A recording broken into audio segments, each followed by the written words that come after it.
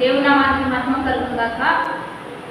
దేవుని బిడ్డలారా, ప్రతి ఉదయకాలం ఈ దినం దేవుని వాగ్దానం చూస్తూ దేవుని నామాన్ని మహిమపరుస్తున్న ప్రతి దేవుని బిడ్డలకు ప్రత్యేకమైన వందనాలు. దేవుని బిడ్డలారా, మీ అందరూ బాగున్నారా? ప్రతి ఉదయకాలం వస్తున్న వాగ్దానం చూస్తూ దైవికంగా సిద్ధపడుతూ ఉన్నారు. దేవుని బిడ్డలారా, దేవుని ఆత్మచేత నడిపింపబడుతూ ప్రత్యేకమైన వాగ్దానాలు పొందుకుంటూ ప్రత్యేకంగా దేవుని చేత దీవించబడుతూ ఉన్నారా? దేవుని బిడ్డలారా, అయితే ఈరోజు దేవుడు మనతో ఏం మాట్లాడుతున్నారు చూద్దాం. పరిశుద్ధ లేఖన గ్రంథంలోంచి రాజుల 2వ గ్రంథం 2వ అధ్యాయం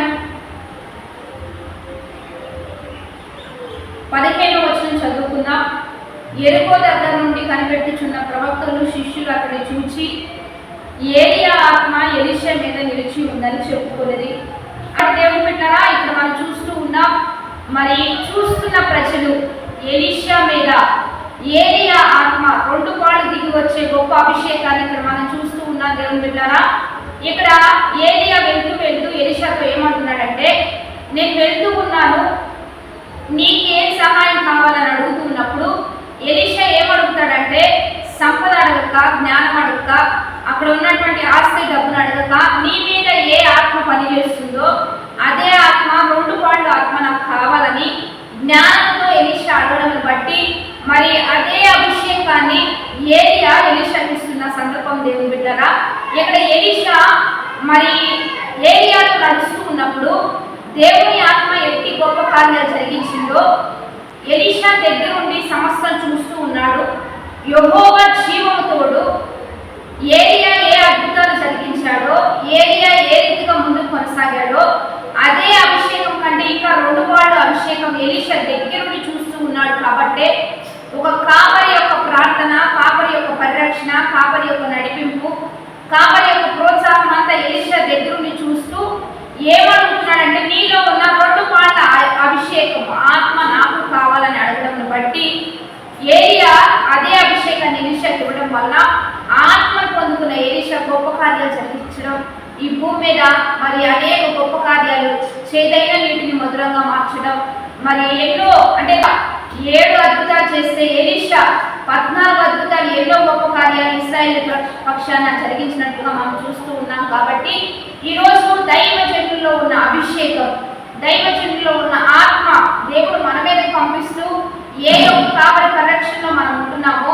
ఏ కాపరి నడిపింపులో మనం నడుస్తున్నామో ఆ కాపరి మీద ఉన్న అభిషేకం 2 పాళ్ళుగా మనం దీవించబడడం దేవుని చిత్తమై ఉంది. కాబట్టి ఈ ఉపవాస ఆరాధనలో జరుగుతున్న ప్రార్థనలో ప్రతిదినము నీ మీద దైవజనులు చేతి నుంచి ప్రార్థించగా, వారు అద్భుతమైన వాక్కులు ప్రవచించగా దేవుడు నీకు 2 సహాయం చేస్తూ, 2 దీవెనిస్తూ, 2 అభిషేకంతో దేవుడు నిన్ను నింపబోతూ ఉండగా ఎలీషా ఏ రీతిగా జ్ఞానంలో 2 పాళ్ళు ఆత్మను అడిగి ఆత్మను పొందుకున్నాడో అదే రీతిగా ప్రార్థనాపూర్వకంగా ఆత్మ నడిపింపులో సమస్తం సమకూర్చబడి సమస్తం ఆశీర్వదించే దేవుని కూడా, దేవా నీ ఆత్మ నాకు కావాలి, నీ ఆత్మ నడిపింపులోనే నేను ఉండాలి, నేను ఎక్కడికి వెళ్ళిన పరిస్థితులన్నీ చక్కబడాలంటే నీ ఆత్మ మాత్రమే కొన్ని గొప్ప కార్యాలు జరిగించబడుతుందని చెప్పి మనందరం దేవుని సహాయాన్ని కోరగలిగితే నీ జీవితంలో కూడా దేవుడు తన ఆత్మను పంపించి 2 సహాయం నీకు చేయగలుగుతాడు. నువ్వు ఎక్కడ అడుగు పెట్టినా నీకు మేలు చేయగలుగుతాడు.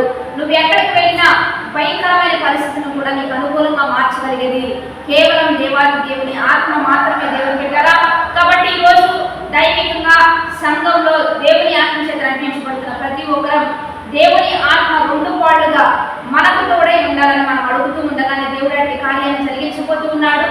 మంచి కృపనిచ్చి నిన్ను లేవలేకపోతూ ఉండగా ఈరోజు ఎలీషా ఏ రీతిగా ఏలియా దగ్గర ఆత్మను పొందుకున్నాడో అదే రీతిగా మంచి సంఘంలో దేవుని పరిరక్షణలో దేవుని రెక్కల నెలలో నడిపించబడుతున్న మనందరం కూడా మరి యేసుక్రీస్తు ప్రభు అంటాడు కదా, నాకంటే కూడా మీరు ఇంకా ఎన్నో గొప్ప కార్యాలు చేయగలుగుతారనే ఒక వాక్కును పట్టుకొని యేసుక్రీస్తు ప్రభు ద్వారా ఆయన పరిరక్షణలో 2 ఆత్మను పొందుకుంటూ అద్భుతంగా ఆశీర్వాదంగా ముందుకు కొనసాగుదాం.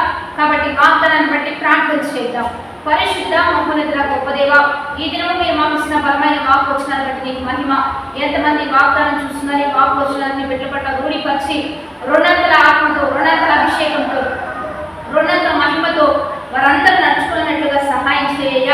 ఎన్నో గొప్ప కార్యాలు చూడాలి, ఎంతో మహిమ చూడాలి, ఎంతో అభిషేకం ఉన్న వెళ్ళినట్లుగా మీరే కృప చూపించి నీ ఘనమైన నామాన్ని మహిమ తెచ్చుకుని మ్యారేజ్ జరుపుకున్న వారికి దీవెన శుభ్రులు ఇస్తూ ప్రతి వృత్తి వ్యాపారాలను అభివృద్ధి పథంలో నడిపిస్తూ నీ ఘనమైన నామానికి మహిమ తెచ్చుకోమని ప్రభువైన యేసుక్రీస్తు నామం పేరిట అడిగి వేడుకొని ప్రార్థిస్తున్నాము గొప్ప తండ్రి ఆమేన్. కాబట్టి మంచిగా లైక్ చేయండి, షేర్ చేయండి, కామెంట్ చేస్తూ దేవుని నామాన్ని మహిమపరచండి. దేవుని బిడ్డలారా, దేవుని బిడ్డలారా, 38వ ఉపవాస ఆరాధన మీరందరూ కలుసుకోవచ్చు. 40వ దినము నవంబర్ 9న మరి ప్యార్లీ పట్టణంలో జేపీఎం మినిస్ట్రీస్ యొక్క చర్చి ప్రాంగణంలో ఈ ఆరాధన జరుగుతూ ఉంటాయి. మీరు కలుసుకోవచ్చు. చివరి దినము ఎంతో విడుదల, ఎన్నో గొప్ప కార్యాలు దేవుడు చేయబోతుండగా వచ్చి 200గా దీవించబడదాం, వచ్చి 200గా ఆశీర్వదించబడదాం. కాబట్టి మనందరం కలుసుకుందాం. నవంబర్ 9 సండే మధ్యాహ్నం ఈ ఆరాధన జరిగించబడుతూ ఉండగా మనందరం దైవికంగా దీవించబడదాం. ఆమేన్.